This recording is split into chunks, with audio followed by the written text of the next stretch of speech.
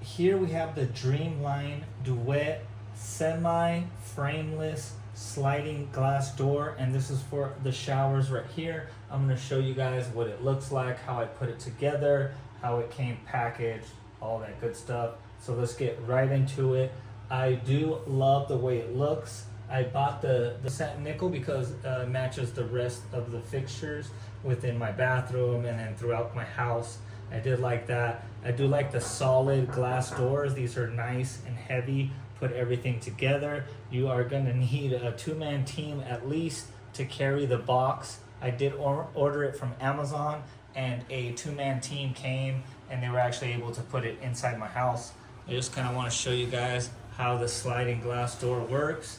And like I said, this is very good quality. This is heavy material right here. I did want to show you the top.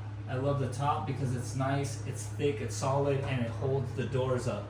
I did have to cut this top side right here. So let's talk about the dimensions. It's 72 inches high, which is 6 feet. And then the length from left to right, it's between 56 inches or 60 inches. And mine right here is right at that 57 inch mark. So I did have to cut the bottoms. So the bottom, there's 2 holes. I'll show you guys the inside in a second. There's 2 holes for the center. So what I did is I cut the left and I cut the right side of the very bottoms. And on the very top one, all I did is I cut one side of the top because this one didn't have to be centered. So I just cut the one side and that was good to go. On the bottom one, it had holes in the very center. So you did have to cut both sides. Let's go ahead and look to the left over here. We do have these 3 little door stoppers. This is the middle one right here. We have one all the way at the top, and you guys can see the door, it slides right in. When you do this the right way and have everything leveled, it's supposed to slide right in here. I do want to show you how it looks on the upper top. So I did have to put these in and over, and then they do have a little safety hook in there so they're not falling off. They're not going to fall off, but the safety is to make sure that they're not falling off. So let me show you guys the inside.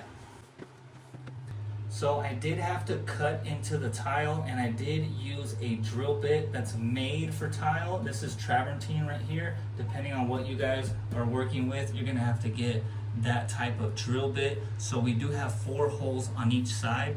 You guys can see that this is one of the holes right here. You can see the screw. So I drilled it, and then we went ahead and siliconed it, and then put it right on top and then screwed it in. So that's one right here. I did put silicone on the inside of the hole as well to make it nice and waterproof. Here goes the second one right here. We have the third one over here, and then the 4th one all the way down there.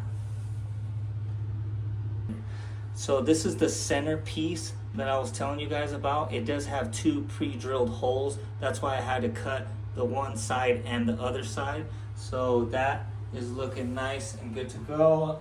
Also, same thing on the other side. We do have these rubber door stoppers. That's so you could slide the door and it just catches so it doesn't damage the door.